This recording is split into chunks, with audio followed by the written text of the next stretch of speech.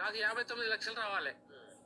మరి పోలీసులు కంప్లైంట్ చేస్తున్నటువంటి సందర్భంలో పోలీసులు ఏమైనా సమాధానం చెప్తారు? మరి ఆయన అదుపులోకి తీసుకొని మరి ఆ డబ్బులు రికవర్ చేసేటువంటి ప్రయత్నం చేయట్లేదా? పోలీస్ స్టేషన్ కూడా పోయాను, సిఐ మన కమిషనర్ దగ్గరికి పోయాను, తర్వాత కమిషనరేట్ క్రైమ్ బ్రాంచ్ దగ్గరికి పోయాను, హనుమకొండ సిపి దగ్గరికి పోయాను, హనుమకొండ మళ్ళీ సుబేదార్ పోలీస్ స్టేషన్లో కూడా అప్లికేషన్ ఇవ్వను.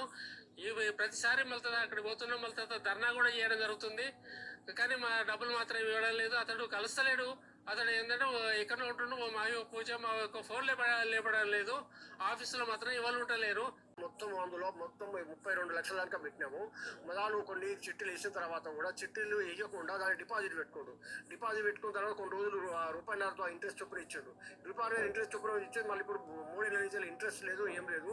ప్లాట్ తీసుకో, ఖమ్మంలో తీసుకో, వరంగల్లో తీసుకో, కరీంనగర్లో తీసుకుంటే మేము ప్లాట్ తీసుకుంటే మాకు నడవదు కదా. ఒక్కొక్కరు లక్షల కొద్దీ డిపాజిట్ చేశారు. ఆఖరికి మీ పరిస్థితి పోలీస్ స్టేషన్ల చుట్టూ, సిఐ చుట్టూ, కమిషనర్ చుట్టూ, క్రైమ్ బ్రాంచ్ చుట్టూ తిరగాల్సిన పరిస్థితి. సిరిపాయే శని పట్టినట్టు తయారైంది మీ పరిస్థితి.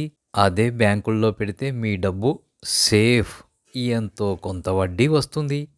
కానీ మీరు రూపాయిన్నరకు ఆశపడితే ఇప్పుడు మీ పరిస్థితి దురాశ దుఃఖమునకు చేటులాగా తయారయ్యింది.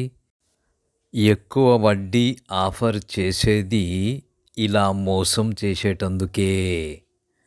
ఇది మొదటిది కాదు, ఇది ఆఖరిది కూడా కాదు.